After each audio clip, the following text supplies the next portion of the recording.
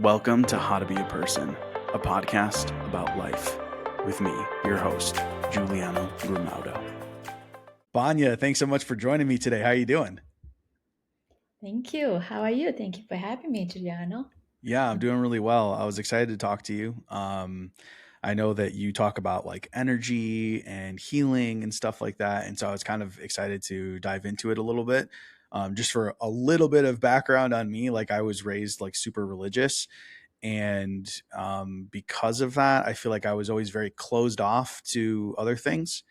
And there were a lot of Mhm. stuff like, that didn't fit into like the typical things were always kind of written off as like, oh, that's bad, or you shouldn't look at that, or you should. So I'm kind of excited to like explore it a little bit with you. But for myself and for anybody who's listening, can you just tell me a little bit about yourself and then we'll go from there? Um, I came from a multi-generational healers. I'm an acupuncturist. My mom was an Okay. acupuncturist. And what I've known is there are many healers within my family, especially on my mom's side. Mm, Um, then then I incorporate a lot of Oriental medicine, acupuncture, acupressure, meridian system in the in, in the creating a coaching program. It's called Chi Mastery System. mm, It's about really in tune and understanding your body to figure out what is going on and unblocking to get to where you want to go. It could be mm, health, relationships, or business, and ultimately anything that you want to get to. All the blockages are within the body. When you unblock it, when you clear up, you get to where you want to go, health wise, relationship wise, business wise. So I do a interesting. lot of coaching. Yeah, I think that's kind of interesting to me because so one of my previous guests, we were just talking about the concept of like taking responsibility in your life and that your life essentially is like everything in your life is essentially a mirror to you. And what I think is pretty interesting about what you're just saying, like, I feel like you have to be able to adopt that viewpoint in order to be able to take advantage of what you're talking about. Because, if you think that you're just like a victim to your circumstances, then why would you have to fix yourself in order to have a better relationship or have more success in business or affect your health? Would you agree with that? Oh yes, absolutely, absolutely. And I got to start understanding that probably in my high school, college, and grad school by me going through my own stuff. And I Mm, had to go through very difficult health issues. mm, And I had to really practice what my family was practicing, not only acupuncture, but meditation, martial arts, and everything else. And through mm, that, I got to really understand that this kind of can be a difficult for some people to hear, but everything we do create everything that we're experiencing in our lives, mm, and that example is within our body. Whatever we are thinking, whatever we're feeling, it your body just shows up right away. What's going mm, on up here, mm. and we just haven't really learned to listen to it. That's all. Interesting. And so how does someone start to listen to it, right? Like let's say somebody listening right now is like, I don't even know what you're talking about. Where do they even begin? I'm sure we all had moments like when you got nervous, you had like sweaty palms. When you get scared, you have like chill going down the spine. Mm, When you feel shy, your face turn red. No matter mm, how much you're trying to hide, no matter how much you're trying to even suppress, mm, your body have no choice but just be completely honest with what's going on within yourself. uh, That itself is a very good example. And at the same time, and this concept of past, present, and future, it's actually an illusion. Everything's happened within our body. mm. I'm sure you too experience of deja vu. Everyone Yeah. does. Oh yeah. When you get to really look into it, it really doesn't make sense based on what we have learned in school and society. Okay. Because why is it that you enter into the store for the first time in your life in a foreign country, you feel like Mm, you've been there, like yeah. you exactly had a same conversation at some point, and this is not something new. So that's also within our bodies. It holds the past, present, and future. So when we get to really come into the present moment, you get to access everything that's within you, not only what's Mm. going on here, but what has happened in the past. Sometimes also not what's going to happen in the future.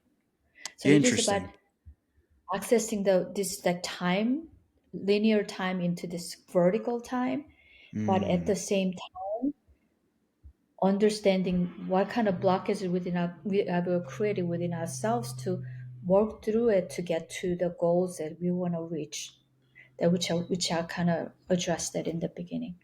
Yeah. Well, okay. I love that you brought up deja vu because I've talked about this before, not on the podcast, but I'm like, it's such a strange experience where you feel like you can almost predict the next thing that's going to happen, where you feel like, oh, wait, it almost feels like you've experienced it before. And so like, I don't know if I've always, thought that like maybe I had a dream. Like that's how it feels like. Is it's not like I've experienced it before, but that almost, man, I had a dream. I must have had a dream about this because I remember this happening and then the next thing happens, you go, "Oh yeah, yeah, that was the next thing." But it's like almost like you can't like you can't remember what the next thing's going to be, but then it happens, you go, "Oh yeah, that's what it was." So it's deja vu is such a strange experience. But it is interesting what you said, how that ties in that because this is something else that I've mentioned a lot is that I don't believe that there is such thing as like the past and the future, that we just look at time. Like time is something that we've used. It's essentially something that we've made up, right? It's just a way for us to describe the like decay of things, right? Or like the growth of things. You have to like I guess you don't have to, right? But essentially, it's what we came up with. We go, that happened before, and this thing's going to happen next, and so that's time. And it's like, but does time actually even exist, or is everything just existing right now? Because ultimately, that's the only thing that we ever have is this very moment. And Mm-hmm. I'm interested to kind of explore that a little bit with you in relation to what it is that you do, because okay, like I think if you carry that example forward, right? When you think of okay, not that example, but that concept forward, that there is no past, there is no present, or I'm sorry, there is no past, there is no future, it's just right now. I think about like I've been through a lot of different things in my life, and I got to a point where I realized like the only thing that exists is right now, and therefore all of those things that I've been through, like whatever they are, they don't exist anymore, right? Unless I choose to allow them to affect me right now, and they don't anymore. And my point is just that it feels like things just exist in the current moment. And what I'm curious of though, because when you're talking about energy blockages, right? That was one of the things that I read before. Is that Mm-hmm. essentially like you have an experience and somehow that energy gets stored or like you said blocked because of that experience, and is it because of that that we feel like we have this past when in reality it's still just that it's currently affecting us and that's why it feels so real? Yeah, there's many layers to that, and there are many ways that I can answer this question. Okay. As being an acupuncturist and also watching my mom being, working as an acupuncturist, Yeah. I knew that there's a direct correlation between how we think and how what happens within our body. Mm. And there's a kind of patterns of thoughts and thinking that we do. Many of it is unconscious, and Mm. whatever that is, if that thought is heavy and it's also related to negative, it ends up creating the blockages within the flow of meridian system. And what Mm. acupuncture does, very skilled acupuncture does, is finding those specific points to unblock it. Mm. And my mom, especially, was amazing at figuring that out. And she had like so many clients coming to her to kind of heal their body. Mm. And and she would always mention, okay, we worked on your body. Now you have to go and work on your relationship with your husband. Mm. And I noticed that many of them just kind of went go over their head, like, what is she talking about? And I see them coming back with the same symptom over and over. Mm. And I noticed that happened with my practice as well. So I share this information with the people. There's a direct correlation how you think, that how that energy kind of became heavy within our body, creating blockages within your body, that we have to Mm. address something even deeper. So based on five element theories in acupuncture, each organ has a connection to very specific emotion. I'm just talking about a very simple in a nutshell. Okay. Let's say liver and gallbladder. Liver and gallbladder, their emotion is anger. Okay. When you have a lot of anger, it ends up creating the blockages within the liver and gallbladder meridians. Okay. And of course, the organ itself will also get affected by it. So I just, in the beginning, when I was a baby acupuncturist, I just share simply this correlation between the emotion and organs. Okay. And then my clients, the one, they're coming back and telling me their stories. So lungs, emotion is sadness. So I just Mm. simply mention like, you know what, there's a connection between this. And the other ones like tell me, you know, Banya, the time that I start to have issue in my lungs is when my child passed away. Mm. And I had a lot of grief at the time. And this is my search of understanding deeper between the thoughts and emotion and the body. Mm. And one time I was doing what I call spirit points, but anyway, there's called spirit point. There are 365 major acupuncture points in the body. Whoa. 365 matches with the 365 days in a year, Yeah. right? Each point has a connection to each date in each moment, and also your date of birth has something to do with that. And also we can go even deeper into figuring out what's going on with your Whoa. date of birth and time you're born, and also acupuncture points.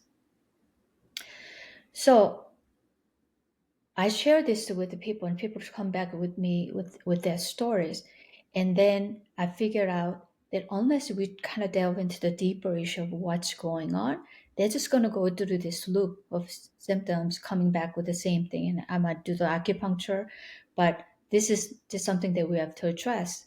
Mm. And when I started doing more of a spiritual acupuncture, not only people start going into that energy, but also they can be able, they automatically kind of release that during the session.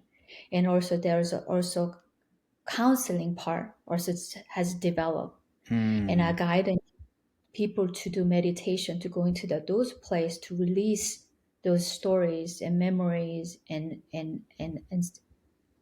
thoughts.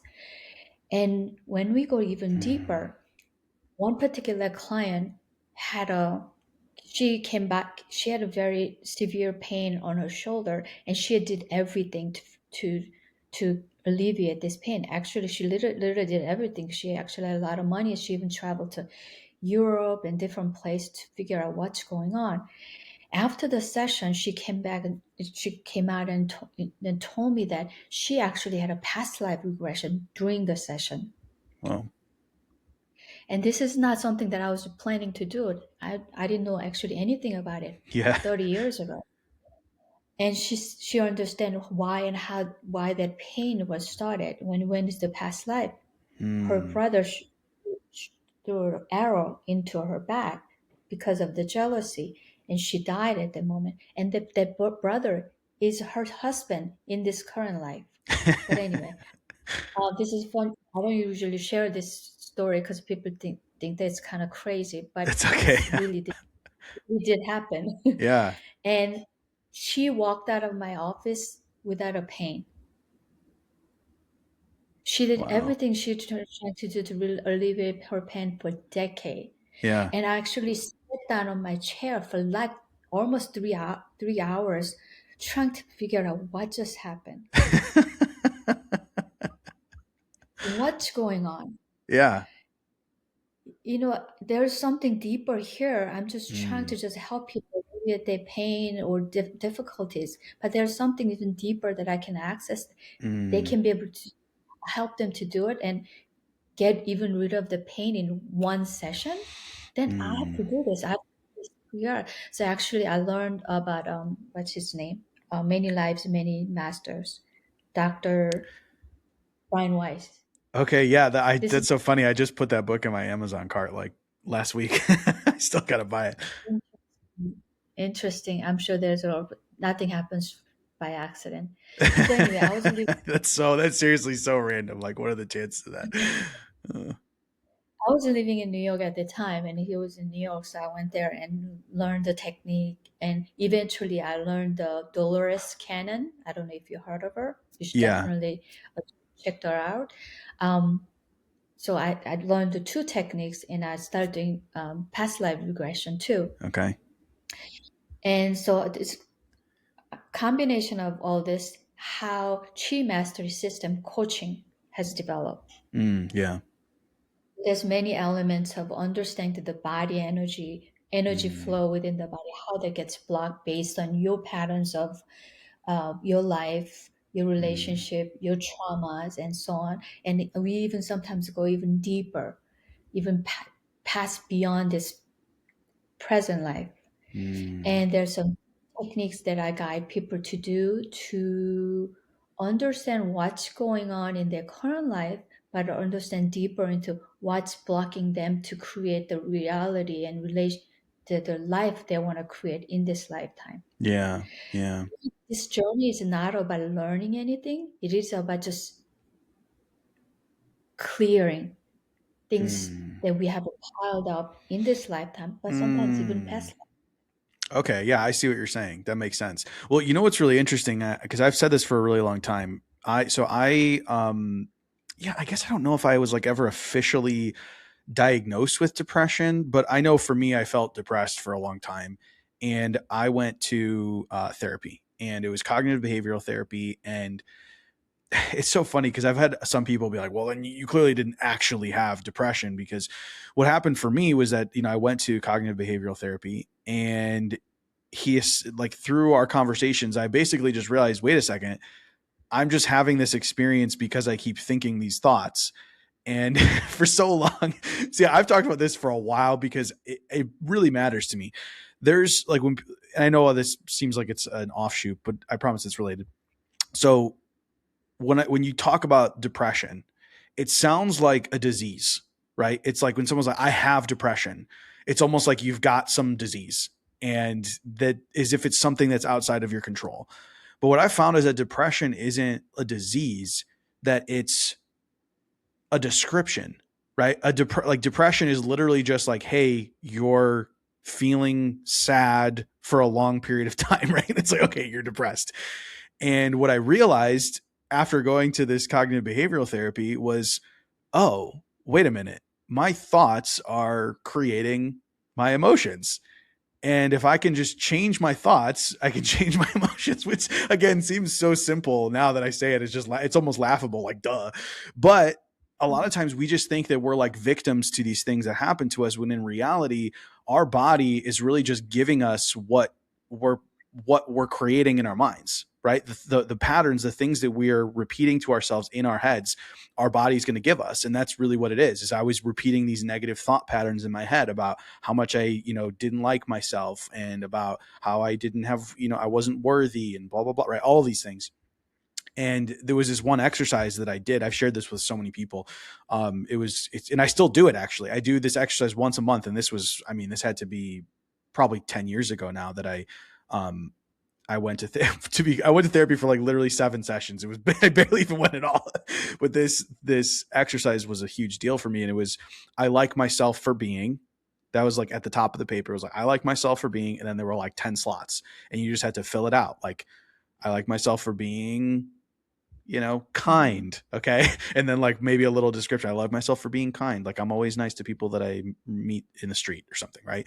But you do that 10 times. And I remember when I first did it, it's like, wow, it was really hard to fill in all 10, which if anything is just proof. It's like, okay, so clearly you weren't having those like positive thought patterns about yourself. And when I got to the point where I could, I basically filled out all 10, I felt so good. I was like, wow, this is crazy how good I feel. And I was doing that like super regularly, probably like once a week I was doing it. And now I still do it once a month. But I'm only sharing that because hopefully it's valuable to either you or somebody listening.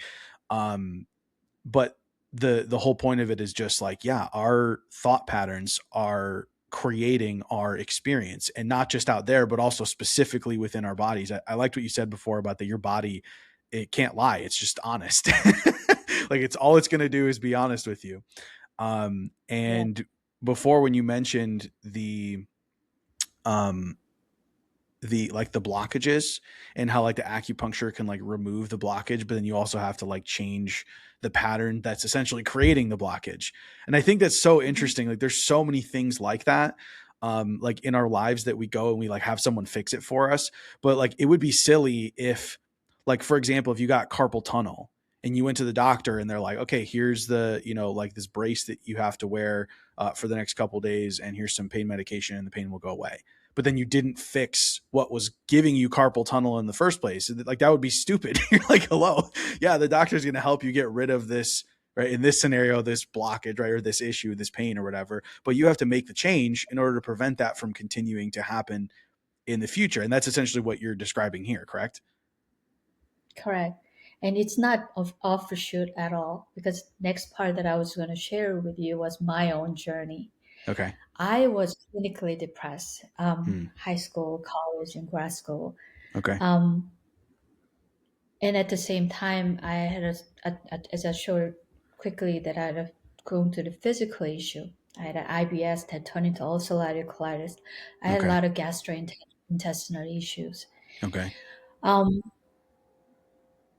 I don't know if it's the second or third year in my grad school, I decided that I got to really implement this and do the, like my family is practicing, which is Oriental Medicine. Yeah. And I started doing, of course, regularly getting acupuncture from my mom, Hmm. meditation. And third was movement. I did martial arts. Hmm. My family is heavily involved in martial arts. My two brothers as well, and we used to have a martial arts school with me and my brothers in New York City. Oh, cool. So I decided to do this more regularly. And more of the meditation part. I went in more deeper and deeper into that area. The Hmm. funny thing is, at the time, the doctor said that even if you like do well, you're gonna have to deal with this for the rest of your life. This is this Hmm. condition that you have. But anyway, um, within 3 months, most of my symptoms had disappeared, Hmm. and I had this pivotal moment. I share with the people sometimes, when you go to McDonald's or restaurant, there sometimes they have a menu on the board and there's a cash register and just directly order what you want to Yeah. order, right? I went to a restaurant, this particular, it's like a cafe kind of thing. I went in and look at the menu board, and it just hit me. Wow, I have been just keep choosing this one specific negative emotion over and over and over. This like thought of like not good enough, not smart enough, you know, those things. But Hmm. this array of other menus available, and Hmm. I didn't even look at them, and I didn't even think that that's possible. I could Hmm. just simply choose instead of, oh, you are ugly, or you're not smart enough, to like, you're Hmm. good. I don't know if you kind of understand other people. For me, it was just like sort of like a bolting, like, wow, I can choose different thoughts. Yeah. I can choose different emotion. So I purposely choose different thoughts and emotion from that point on. At the same Hmm. time, doing these three things, and within 3 months, basically miracles happen. And and then by third month, I realized that if I can do it, other people can do it too. Hmm. This is something that I want to share. So after I graduated from the Oriental Medicine school and became acupuncturist, I started doing this, and I started asking my clients about the connection between emotion, and I started collecting information about that and started doing research. Um, just simply choosing different thoughts, different emotion, just made a huge difference for me. Yeah. Yeah, that's And amazing. that's simple thing is that something that people don't do, because this is something that people are used to. because this is something that feel almost comfortable. How negative it is, putting your hand in the Mm, stove, burn your head, but that's all you've been doing all your life. You're gonna keep doing that. But mm, you have to realize you can choose, and you have to have a courage and power to be able to choose different things. mm. Yeah, you And know what there's that other reminds me elements, of? but Sorry, that reminds me of. So I grew up in Chicago, and I feel like it's just such a perfect example. I grew up in Chicago, and every winter there is just terrible. Like I don't mind the snow, but the cold is just awful. And they started having these like polar vortex things where it was like -30, -40, and I was like, this is absurd. Um, but I grew up there, right? And like obviously there's all these other people that live there and all these friends and family that I know. And everyone just deals with it, right? They just deal with the winter every single year and they just like whatever. They're just like, well, that's just part of, living here. And I remember one year I was like, wait a second, I don't have to live here. Like I could just go live somewhere else. And I was like, well, I'm just going to do it, right? And then I remember when I left, people being like, why are you moving? And I'm like, well, cuz I want to, I want to live somewhere where the weather's nice. And they're like, but do you have like you have a job lined up over there? Like, is that why you're moving? Or like, is there like, did you meet somebody? Are you dating someone out there? Like, I was like, no, I just want to. Like, I just don't want to experience the winter anymore, and I want to live over there. Like, what? Like, and my point is that I think sometimes, like you said, it's like we're all just so used to dealing with stuff that we sometimes forget that we could just choose to have a different experience. And mhm, I feel like for some people, it can feel a little bit invalidating to hear that, as if almost as if like, what, you think I'm choosing to, have this terrible experience? And it's like, well, I'm not saying that you are, but is it a possibility that you are? Or is it a possibility that, maybe your thoughts are leading to this? Is it a possibility that, the things that you're telling yourself are putting you down this path that have brought you to where you are right now? I'm not saying that they have. It's not my place to judge anybody's choices or thoughts mhm, or experience, but I can definitely decide for myself, right, in my own life mhm, and choose the meaning behind all of my own experiences. Right. mhm, And I go, well, if it's helping me, maybe it'll help you guys too. So I think, yeah, I really like what you said about like we kind of life is like you're walking up to order and there's this giant menu of options, and it's like you could choose whatever you want. It doesn't have to be this thing that you've always gotten every single time. Hey, it's Giuliano. I'm just popping in here to say how much I appreciate you being here listening and that I hope you're enjoying the show. The more support that the show gets, the more episodes can be produced. If you can only support by sharing it with others or leaving a review, I appreciate that so much. But if you're the type of person who would like to support the show directly, you can do so by visiting howtobeaperson.co and click support the show, or just click the link in the show notes. Every bit of support means the world to me, and no matter how you choose to support the show, I appreciate you being here listening.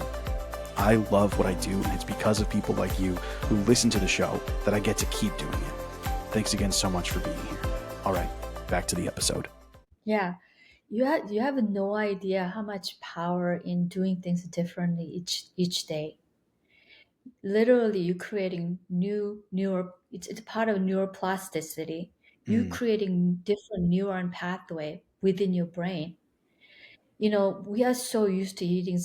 I remember one of my clients, she told me she's been eating same cereal as a breakfast for, I don't know, last 30 or 40 years, pretty much all her life. And I asked her, like, do you want to try something else? And it was weird in her head, like almost asking me, like, why? But I'm sure it is okay to eating same thing, every day. That's yeah, yeah. perfectly fine. But it's all about how we are used to doing, like driving to work the same road, same Mm. turn, same thing, wearing same kind of clothes, especially clothing. Everyone has their own style. Even if you think that you're wearing different clothes each day, ask your friends and family. They think that you're wearing same kind of clothes every day. you open your closet, it's just pretty much the same color because that's what we do. Just Mm, by doing something just different each day, just wearing color that you never worn before, eating something you never tried before, driving to pathway that you haven't driven, yeah. your brain would start waking up. Mm, And it has been proven. And I think a lot of neuroscience and mm, also quantum physics is starting to show the evidence. yeah. You know what I want to kind of talk about a little bit is so one of the things I always do on the show is I always try to put myself into the perspective of someone listening who's like skeptical and is like, well, what about this? Right. So it's like what always pops in my head is those types of questions. Um, let's say someone just heard your story, right? About how in 3 months you basically just completely healed yourself of all these issues you had.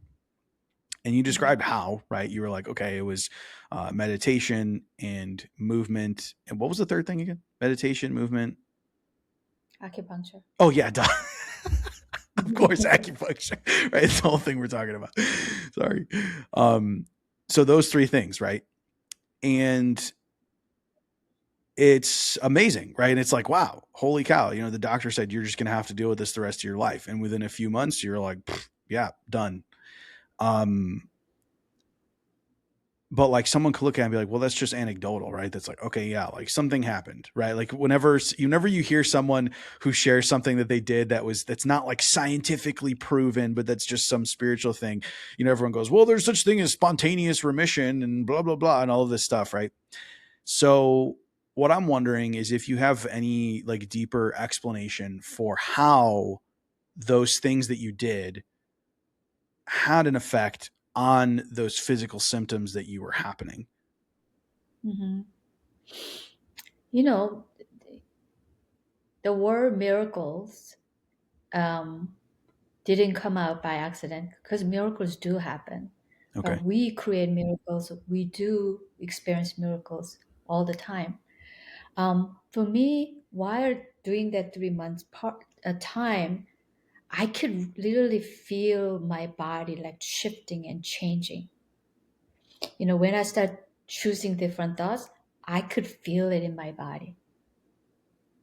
And I could really feel it deeply when I do meditation the Mm, time. It is my experience, and I know it's not easy to explain in some way because yeah. I know what that felt and what I know what I went through. And that was my difficulty too in the beginning. Like, oh my God, this is possible. I got to share it with everybody. People can do this. Yeah. And I had a hard time letting people experience what I experienced in the beginning, in my early 30s. And I'd start developing different methods. This is how it came about Chi Mastery System. Coaching program is implementing mindset, somatic work, mindset work, meditation, and so there's several techniques that I utilize for people to experience this. Um, but even science has figured out that our nervous system start to heal and increase the strengthen the immune system Mm, when the body starts to feel safe. mm, And for me, I think word safe is very important during those 3 months. Is I start to emotionally and physically start to feel safe, and I don't think I felt safe prior to that.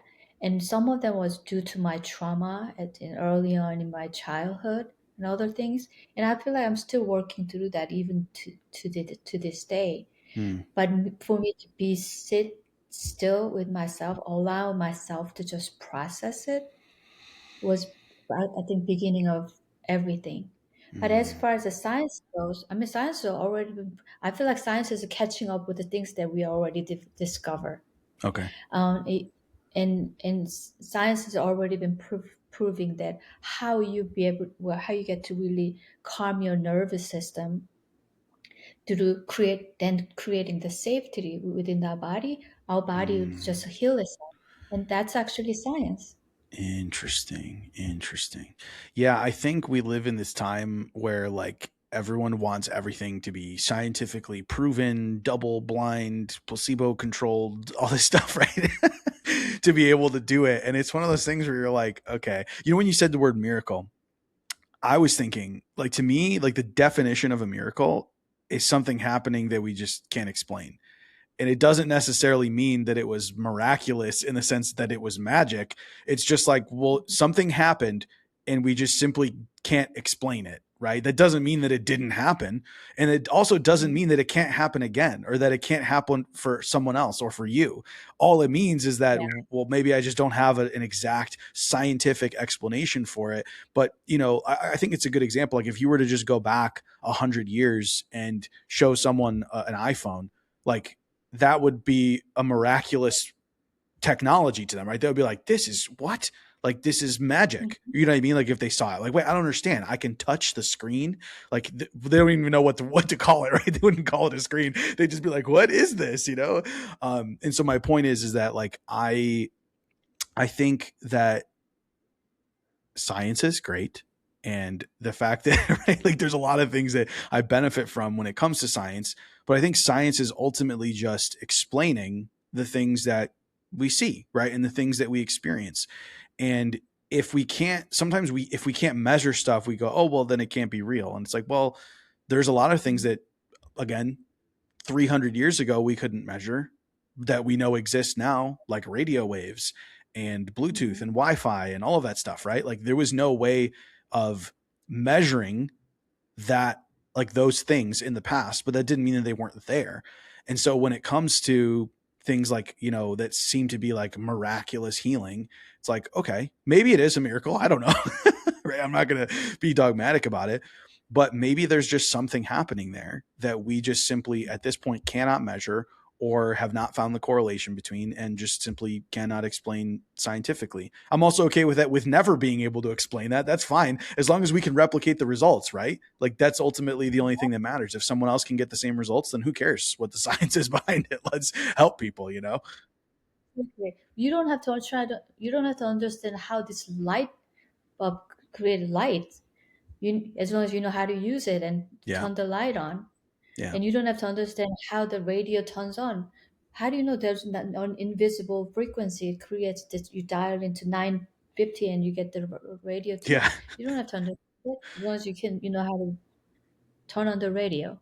Yeah, exactly. Well, and you don't even have to understand how to do it to benefit from it. Like I was just thinking about like, so I have a 7-month-old son, right? Like we turn the lights on. He doesn't have to do anything to benefit from the lights, right? He gets to benefit from the lights being turned on because someone else is doing it for him. Right. And Yeah. those people doing it for him also don't even have to fully understand how it works. They just need to be able to know to flip the switch on.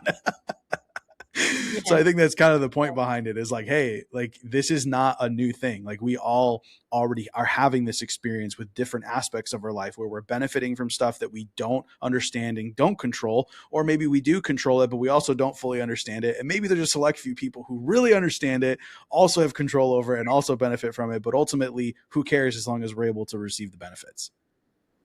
Exactly. Exactly. But I So want to also touch on go ahead. oh yeah. So remember that. But also one of the things I was curious about because you were mentioning digestive issues, and earlier you were talking about the relation between emotions and different organs. Is your digestive system tied to a specific emotion as well? Yes. Is So it already I safety? I told you thought you were talking about. no, I mean deeper level is everything's a safety Oh, okay. Okay. where I look at, because when the people that I work with, it's always what comes down to is a safe not feeling safe when you're a Mm, child, when you're children. So earlier I interesting. told you about liver gallbladder. Its Yeah. emotion is anger, right? Okay. Yeah. Interestingly, liver gallbladder's meridians. I don't know if you've ever seen a acupuncture meridian with the lines and points. Have you ever seen a picture I or might have. I'm draw? not. I'm not 100% sure. But you know where I'm getting at. Yeah. So there's a energetical meridian or line related to each organ. So like there's lung meridians, stomach meridians, kidney meridians, and so on. And liver gallbladder meridian runs Those are the more only the more that runs the side of the body. So when you have a lot of anger, when your body start the channel starts to create blockages within your body you start feeling it a little bit. And usually you Mm, feel it on the side of the body. mm. And when people get really angry, they tend to put their hands on the side of the Yeah, body. I was just thinking that they're like, Someone, yeah, and someone coming at you with the hands on the side, yeah, you know that the person is not happy with you. Every action, every movement, everything that we do is based on energy moving within our body.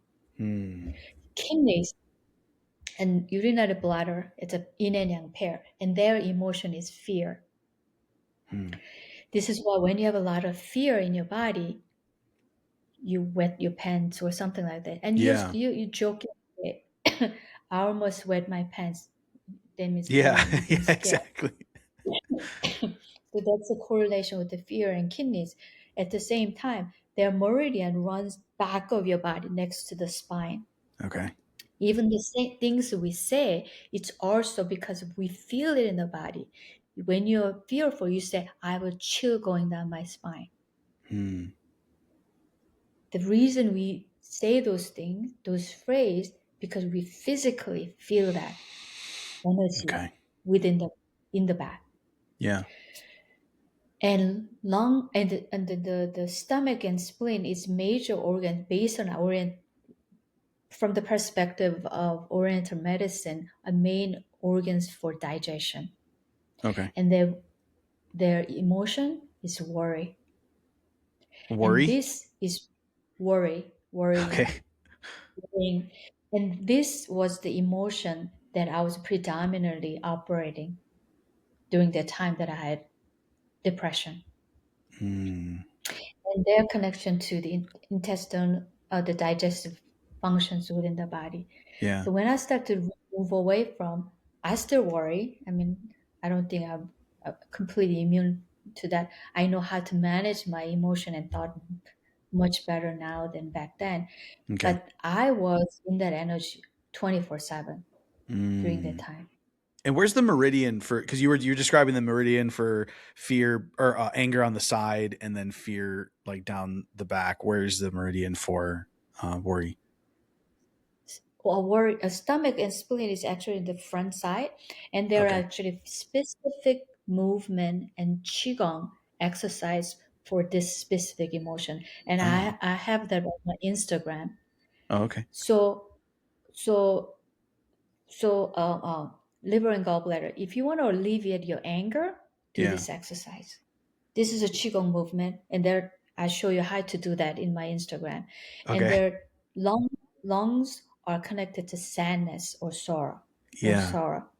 And if you want to alleviate that energy, there's a specific qigong exercise to do.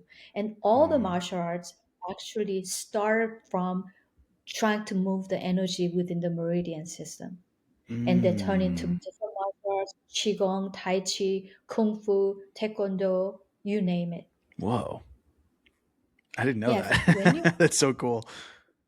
move your arms in specific way, thousands years, they realize, oh, this movement opens up my lung meridians, and this is how Tai Chi, Qigong, Kung Fu, and all those have been developed. Mm. If you just commit to do that regularly, also you get to open up the meridians. But you tend to go back to your same lifestyle, same relationship, same patterns. So those things eventually have to address. But Yeah. exercise also does wonder. I mean, even science has figured out that people who re- do regularly doing exercise and control group ones have been regularly doing exercise, their depression have been improved without medication, and that has been Mm. proven. They don't know why. Yeah, yeah. No, it's so interesting. Like, what's funny too is now I'm sitting here thinking, oh, it makes you wonder if there's also certain exercises. I mean, not wonder. I mean, obviously, right? Because based on what you're saying, is there's specific movements that are going to, would you say, activate certain meridians, or I don't know what the word is, but Opens up the open up. Okay, blockages right. and So open there's up. Mhm. So there's certain movements that will open up those meridians, which means that there has to be certain exercises or sports that are unintentionally opening up certain meridians that someone might be drawn to and not know why, and maybe it's helping. I think that's just so cool to think about. I didn't realize that. I didn't know. Yeah, absolutely. This is why it's always good to do stretching before engaging any kind of exercise. If you Mm, want to do skiing, do do some stretching. This all helps further opening up the energy meridians within the system. But if you want to simply just work on just kind of taking care of your sadness, there are some qigong exercises you can do. I have that in my Instagram. yeah, that's awesome. I mean, I'm definitely gonna check that out. What is your Instagram, by the way, for anyone listening, so they know where to go? Banya Lim coach, my name coach. Oh, awesome. Okay. So can you? What was that? Also, you can go to my website, Oh, okay, cool. Which is what is it? banyalim.com, Oh, BANYALIM.com. perfect. Yeah, I'll make sure I have that link in the notes for everyone. So, can you tell me a little bit more then about how you work with people, like in like who might come to work with you if someone's like, oh, I'm having this issue or this issue. So for me and for anyone listening, what they might know. Mhm. In the beginning, it's interestingly, I had a lot of people suffering from a lot of chronic physical issues, Okay. or people who had some condition that cannot be treated by anything that they went through. But Mm, now, most of people that I work with is coming to me with a very specific set of goals. One mm, client was he just want to become a CEO of his company. mm, That was his goal. But actually, we can work through that through the body because energetically everything's connected to the body. mm, One client was just working through her anger, and one was just wanted to improve her relationship with her coworkers. Um, yeah, all of that, those can be worked through tapping into the energy within the body wow, that's because so we interesting. are the manifestation of what's going on in the body. Based on earlier, I told you about the five element theory, right? Five elements: wood, water, fire, so on. Okay. Wood is liver and gallbladder. Their emotion is anger. Earlier, I told you, right? Yeah. That runs side of the body, and its color is green, and it can apply to everything that you know in this universe. Color, direction. Direction is east side. One funny story: people who What? have any kind of liver or gallbladder issue, Uh huh. their east side of the house is always messy. What? This is a basic feng shui. This seems so crazy. So it's so funny, like I feel like there's and I'm not saying that in an offensive way. I don't mean it to be offensive. That's okay. Like it's what I mean is that we live in such a secular society, right? We live in this world that feels so like one plus one is two. And like when you make connections like that between what you just said, people will be like, what are you talking about? Like it just seems insane because none of us ever, again, like I told you, it's almost like as if, like what you're describing, right? When you say like the five elements and then the directions and this and that, like it's like what I was saying before about, I don't know how to measure this, but like this is happening, right? And like we don't most people in this like I said in secular society don't ascribe to these things because we've like it feels like as a society we've like, oh, forget about all that stuff, those people back then didn't know anything. But in reality, it's almost like they knew better because they couldn't measure stuff, right? So they didn't think they knew everything. But what was happening was there were patterns, right? It's like they were noticing patterns between things and connections, and it's like, hey, we don't know why this is connected, but just so you know, this is the connection.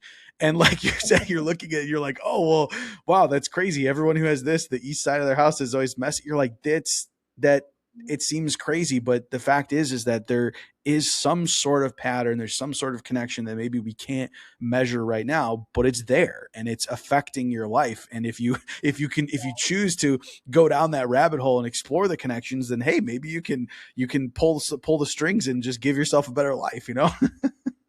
Yeah, I always say like talking about scientific proof and all of that. It's been people. This been talking about this more than 5,000 years ago, Yeah.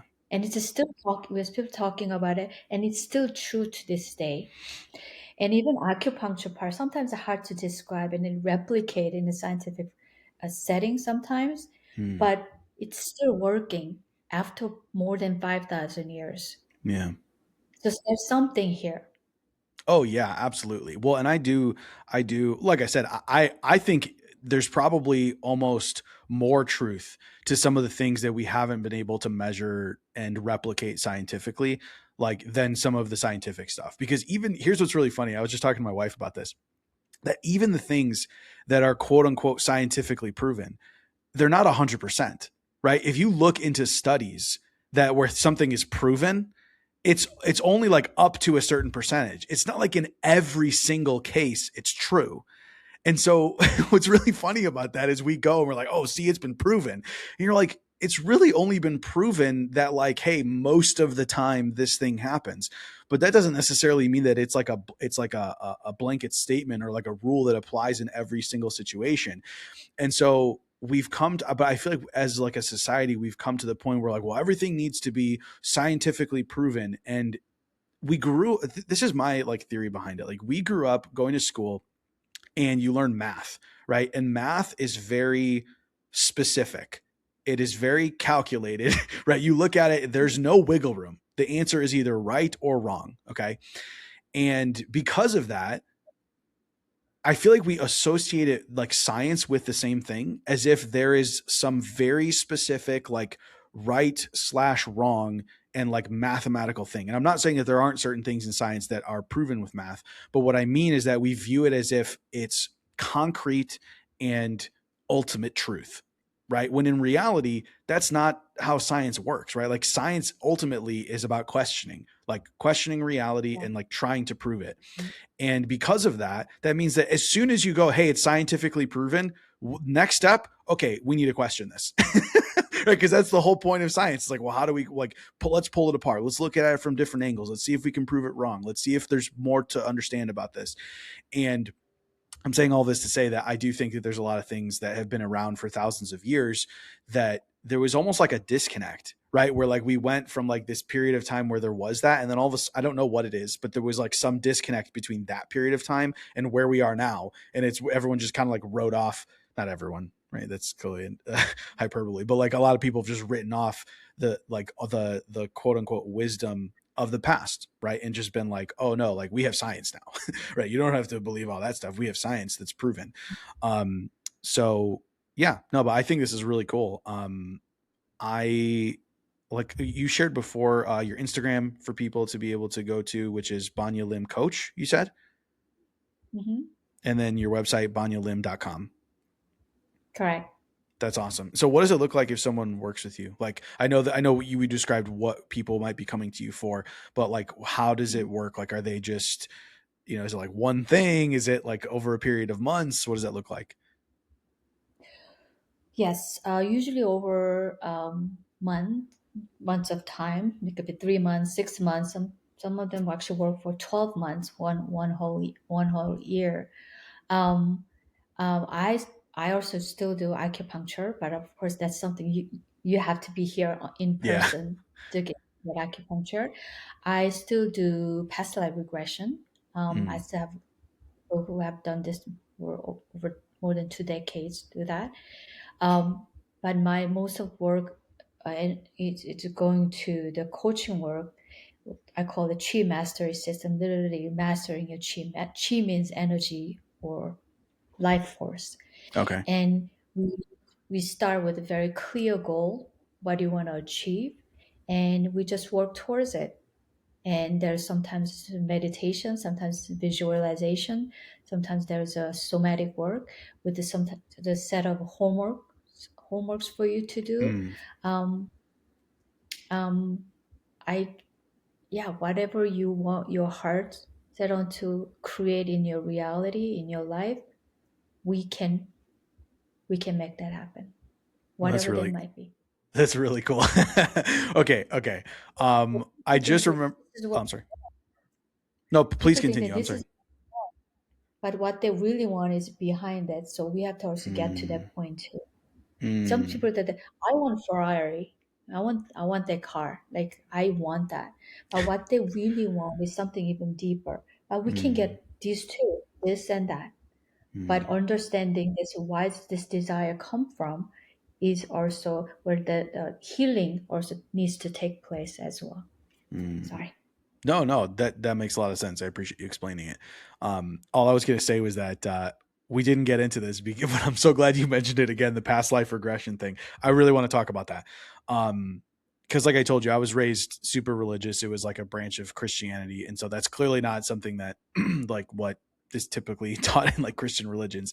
Um, Mhm. and I think a lot of people will write that off, just like Mhm. a lot of things. But to me, I'm just I feel like I'm so open to like, yeah, tell me about that. I'm curious about that.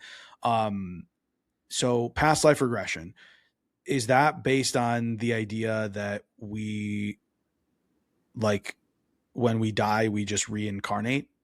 If you don't have life insurance or you've been meaning to update your coverage, this is your reminder. I have my own policy because I want my wife and son to be taken care of no matter what. And if you're responsible for anyone, it's one of the smartest things you can do. Go to life.howtobeaperson.co or tap the link in the show notes to get covered. All you have to do is fill out the short form, and a trusted agent will reach out and help you figure out your options.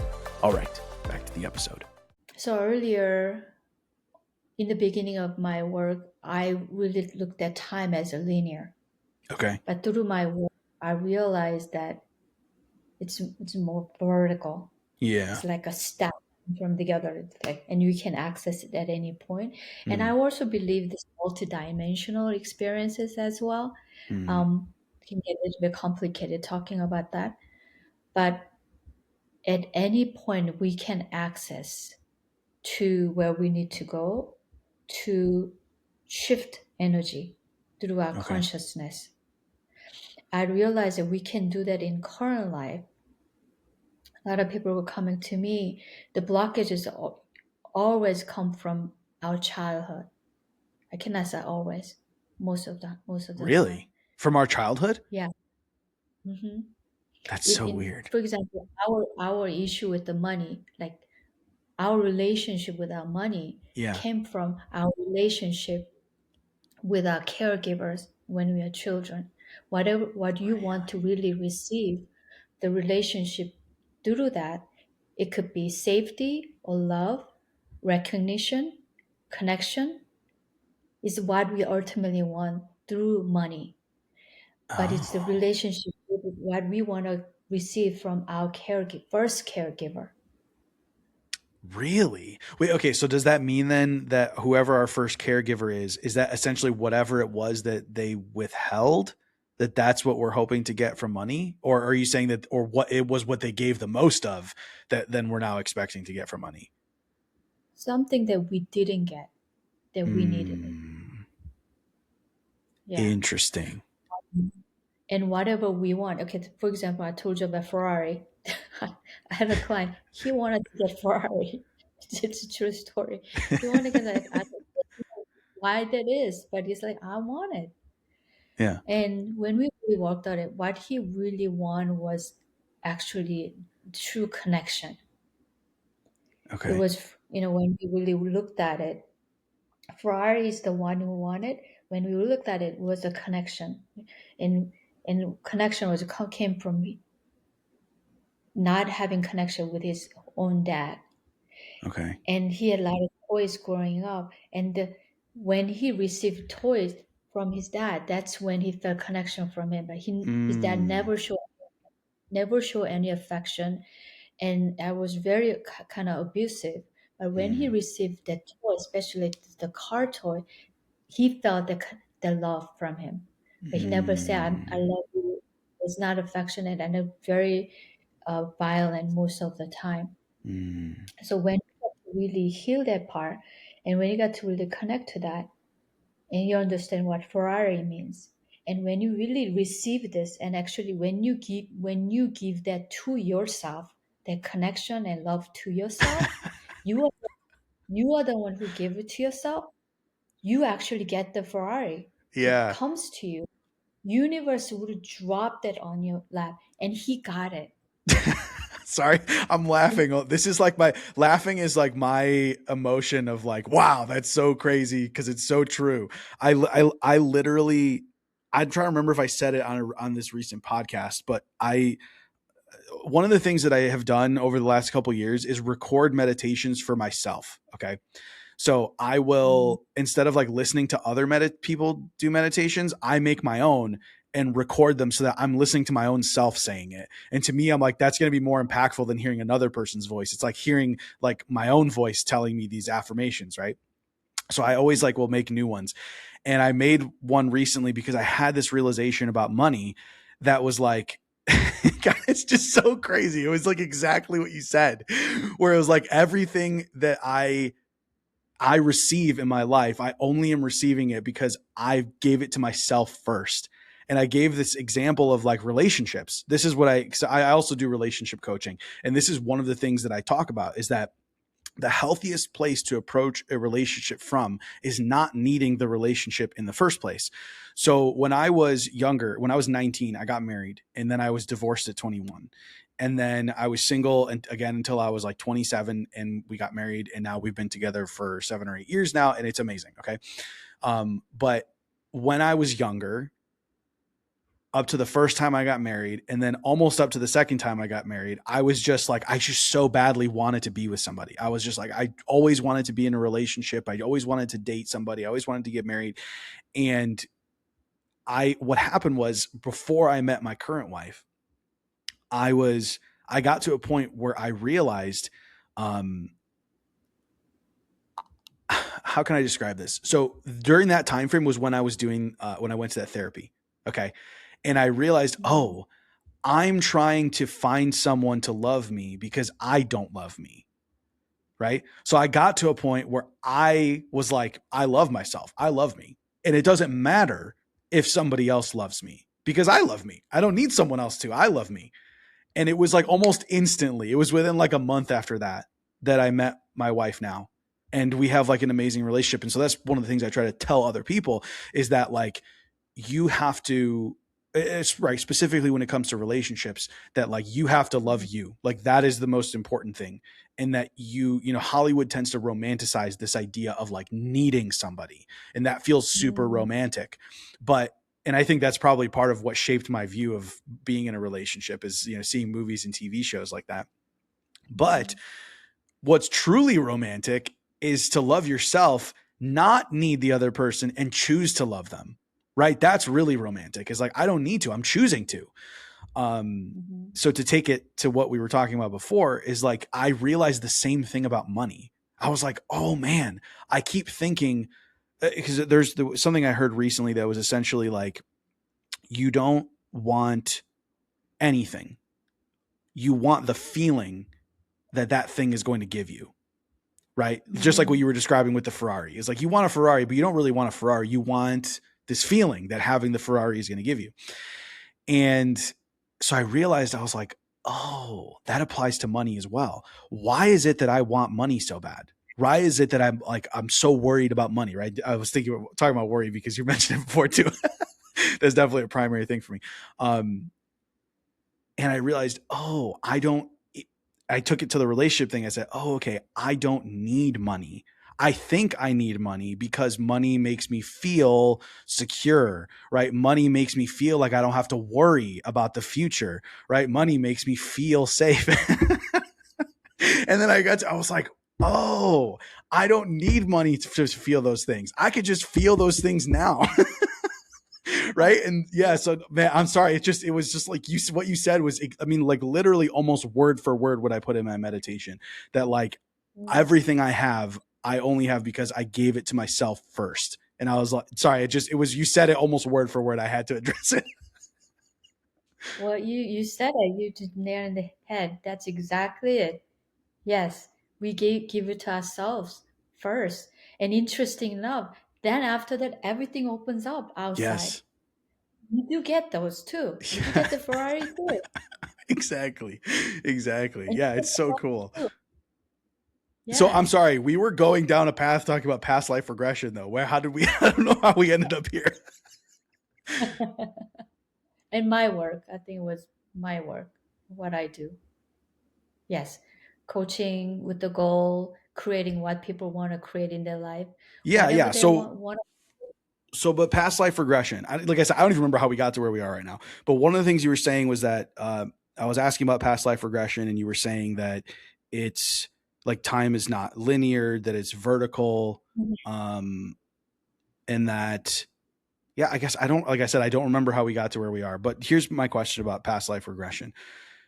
To be clear, is it based on the idea of like reincarnation, that like when we die we don't actually die, that we're just going to end up living again, and that's what everyone's doing, is just living life after life after life? Is that correct? That's actually true. Okay. This actually just past life, existence of past life, us having many lives prior. Okay. It actually has been actually scientifically proven. You know that? What? No, I didn't know I that. mean, Okay. because it's been all hidden because I don't think there's top people do not want people to know, Okay. especially religious groups do not want people to know Sure. because this will kind of dismantle a lot of organizations. Yeah, of course. There is a boy in South America who starts speaking Chinese. There's this kid, people in born in girl in Africa start speaking French and all those things. It all this been documented. There's Okay. informations out if you research. Okay. So we do have many lives, and we end up having that essence of that energy within this body. Earlier, I told you about that the client who had pain on her shoulder had been Yeah. died from, Yeah. and when she revisited that area and healed that part and healed that energy, she got her pain disappeared, Yeah. and her relationship became very harmonious with her husband. I think Hmm. they eventually got divorced anyway, but actually, it was very amicable, you know, divorce. Well, yeah, she was Um, married to her brother supposedly. You got to get divorced at that point. Wait a minute, you were my brother. Just kidding, just kidding. but our body holds a lot of stuff from the past to this lifetime. At least that's what I learned from guiding people doing past life regressions. Yeah, and just so because I like I said, I don't know a lot about this, and so I just want to be abundantly clear.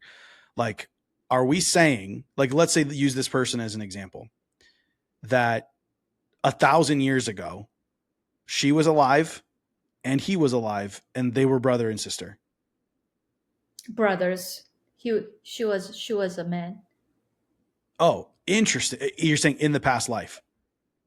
Yes, there are two brothers, Oh, that's and there was okay. a Well, rival. that's kind of an interesting thing. Okay, okay, that's fine. We don't have to. I mean, we could go down that path, but it's super interesting. So, but like, it's not just a like something that's happening in this person's head. What you're saying is that literally, if we were able to rewind however long ago it was, like 1,000 years ago or something, we would see these two people here on Earth, and that would have happened, and then now they're back here again. Is what you're saying? Yes, yes, Interesting. yes. Interesting. And we tend to bring the same energy into this life to work through our karma. So one of the clients Mm. actually was a couple.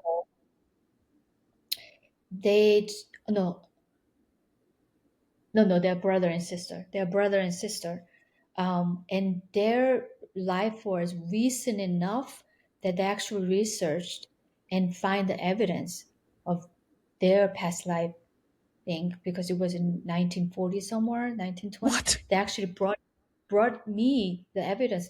Like I think these are the people that were us. What? It really rarely happens. It's only a handful of times. Well, yeah, because it would have But to be in within like documented history, like because which it hasn't been around very long. right. So in this life, they are brother and sister, and they're just fighting just viciously, and also they were fighting over inheritance too. Um, I think the brother almost hired a hitman, something like that. What happened in other lifetime was brother was a murderer, and brother killed the sister. Whoa. And in their lifetime, it was just almost like a random killing. They didn't really know each other, and it Oh. happened. And so, and they decided to become brother and sister in this lifetime. This kind of readings, and they both did past life regression with me, and they both went to that place What? separately. What? And this kind of readings and this kind of regression and experience always give me the realization is that this is a playground. Uh, The life that we're living right now, this is a school. No matter how we think of a perpetrator, a victim, we are not perpetrators, a victim. We are just same soul trying to experience different facets of who we are as a soul. Why would these interesting. two people decide to become brother and sister? Why do that two people become husband and wife? They probably, this is what I'm thinking. After they die in their lifetime, and Yeah. then before coming to this lifetime, they were like, okay, so in other lifetime, you kill me. Next lifetime, I might kill you. In this next lifetime, this lifetime we're coming, let's do things differently. Let's learn. Let's grow. Let's evolve. So that means we have to become lovers. Let's do that. Mm. At least that's what I'm picturing. Yeah. Yeah. Okay. Okay. So I have this other theory. Again, a little bit of context. Like I said, I was raised really religious, and there are like when you're in a religion, they just give you the answer, and you're like, this is what you have to believe. Okay. And for me, I've always been the type of person to just like question stuff. I'm like, but that doesn't make sense. Or what about this? And I look at certain things that happen. First of all, I'm a very like positive, optimistic person. And I have come to the conclusion, despite some of the things that I've been through and seen, I look at it and I go, I think that to their core, every person is good. And I know that's hard to believe, right? Given some of the stuff that happens. But that coupled with the idea of some of these terrible things happening, right? Either it's a person perpetrating these things or like some sort of natural disaster or something that happens that feels like it's outside of your control or whatever. I go, how do you account for these things and still believe that there's more to it than just chance, right? Because I went from being super religious to questioning everything and kind of going away from all of that. And it was for a very, very short period of time. But there was a short period of time where I was like, yeah, there's nothing. That's it. There's nothing. Like it's literally Mm, just, we're just animals. We just exist and we die and that's it. That was a very short period of mm, time because then I got to a point where I realized, okay, but wait a second.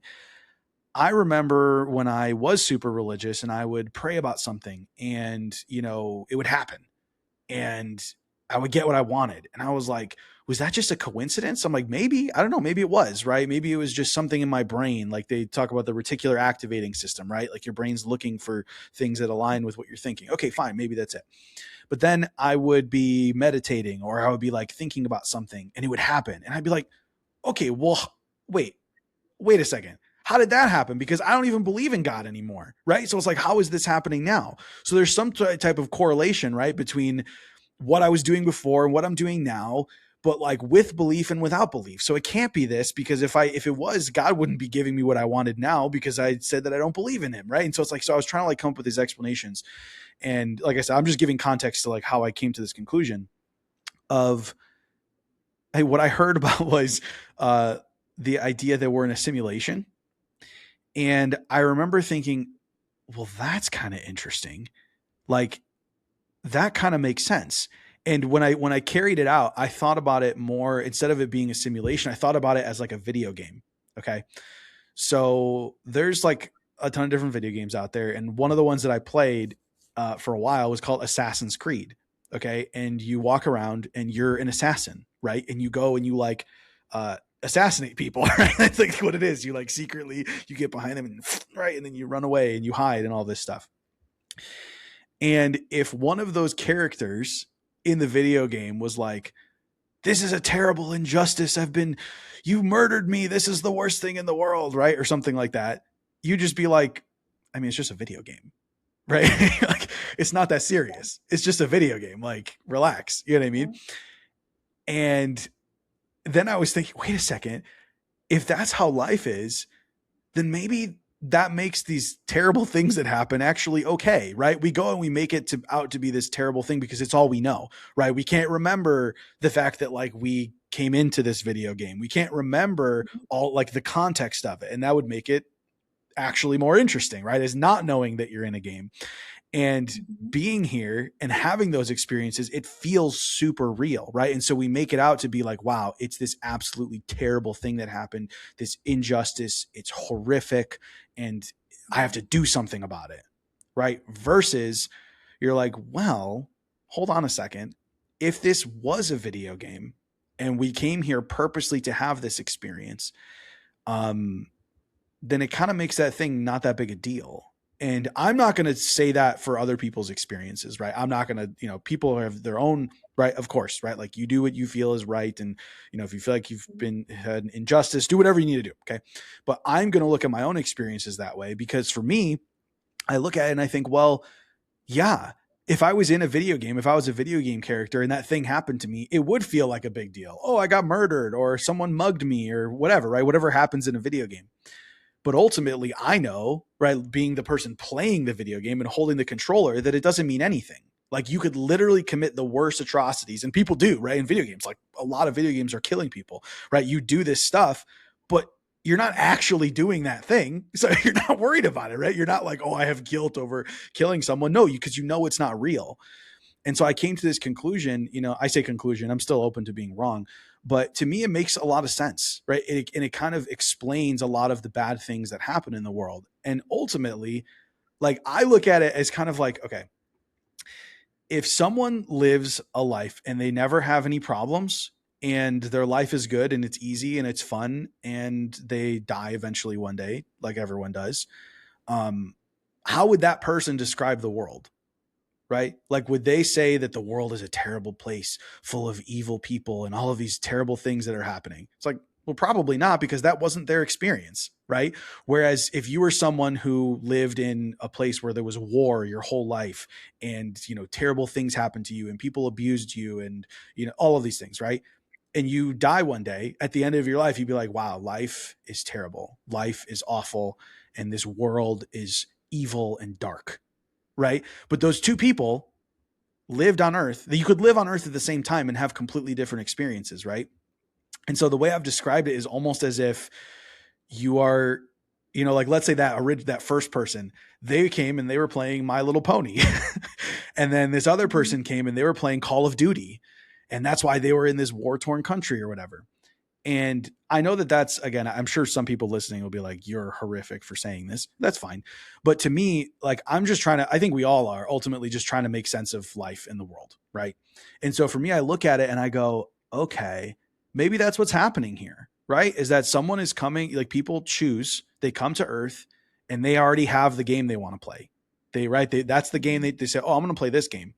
And so because of that, they populate in this part of the Earth. And they have these specific experiences, just like in a video game. There's a storyline and there's side quests and there's all of these different things, right? And you can have all these different experiences. But ultimately, at the end of the game, you just go back and you're still a person and you're still fine. And you didn't actually have those experiences. But if you were fully enveloped and fully immersed in that game, it would feel like you had. And I think it also provides explanation for how some things are connected, right? Like the way you were describing all of those different factors and how they're all tied together. It sounds like it's a program. right? It sounds like a character in a video game who was like, I want to understand this. And they tried pulling things apart and they go, yeah, time doesn't like happen. It's like this. And I feel like I remember having this past experience, but maybe it's just like some code that's left over from that experience from the previous game you played. Or you understand what I mean? Like, and then you were like, oh, like all these 5 things and somehow the east side of your house. Well, yeah, that's just the way it's coded. That it just happens to be that way. You understand what I'm saying? Like, I'm not saying that this is ultimately what's happening with the world, but for me, this is kind of like the conclusion that I've come to from having heard all these people's experiences and having my own, and also trying to just kind of make sense of the good things that I've experienced and also maybe some of the bad things that I've experienced and other people experience too. Mm, yeah, but the experiences are real because it feels real, and Yeah.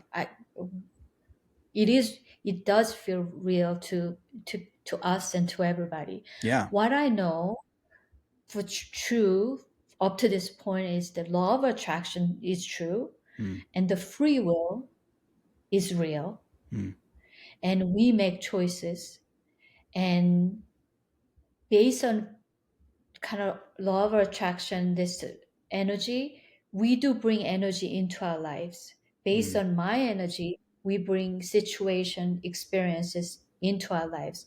So Yeah. when we shift our energy, we shift our polarity energy, then we end up to bringing different experiences in our lives, Mm, and we still have our free will to choose how we want to experience it, what to experience. yeah. Based on our energy, we bring different people into our life. This is why in a relationship, I also do sometimes a coaching on relationship too. There's no such a thing as opposite attract. The person might look exact or completely opposite from you. There could be completely different background. They could be very opposite from many different aspects, but essence of who you are is the Mm, same. mm, You bring the same as you believe honesty is important, and that's your essence. You're going to bring that person into you. mm, This is why alcoholics tends to attract alcoholics. This is mm, why sometimes liars tend to attract liars. This is why we working on our essence, we tapping into our essence is important, because we're going to bring that energy into our experience, into our energetical field. mm, And loving yourself is the ultimate thing to do, but start from liking yourself. mm. Liking yourself unconditionally first. Yeah. Sometimes the jumping to part might be difficult. When you truly like yourself, you're gonna bring that energy to yourself. And when you don't even love, and you want somebody to love you, no, that's you expect asking too much. Yeah. Yeah. Well, you know what's funny about that too? I remember here's what's actually kind of funny about that is that this exercise of like making a list of like reasons why you like yourself. I feel like it's obviously I've promoted it so much, it's like super impactful. But also at the same time, what's funny about it is like you don't actually need a reason. And I think that's kind of the point. Is like you get to the point where you realize, oh, I don't actually need a reason to like myself, right? Just because, like, if you have a friend that you like, or you have someone in your life that you love, it's I like, like when yeah. someone goes, well, why? It's like, well, why do I have to explain it? I don't like you. I wouldn't, you don't have to, right? You just love people and you like people. And like, that's just it. End of story. You don't need a reason to like yourself. So it's kind of funny. You create these reasons to get yourself to have the feeling, but eventually you get to the point where you realize, well, I don't actually need a reason. And of course I could come up with a million reasons because I like me. I like me. So let me just look for all these reasons why I like me. But ultimately it's like you don't even need one. Just like you don't need a reason to love somebody. You don't have to, right? It's just a feeling. Okay, you know what's really interesting too? You were describing the past life regression thing. I was thinking how yeah, it's made me wonder because there's people that I've met before where I don't know, you just meet them and all of a sudden you just like I don't know, you're like super comfortable with them instantly. Like I'm not talking like after like 3 or 4 times. I'm saying like instantly. And I've had that before where there's people I meet and I'm like, I just feel like I've known you forever. And like, and I can still, there's specific people in my head that I've literally only hung out with one time and they're just sitting in my head. And I'm like, I remember, like, I met that person. I hung out with them literally one time, and I can't get them out of my head. It was like, I felt like I knew that person. Like, I felt like there was something about that person that just, I knew them, and like, I could see them today and be like, yeah, I remember you, and it makes me wonder if that's part of it, It's like the past life thing. Also, opposite is true too. What was that?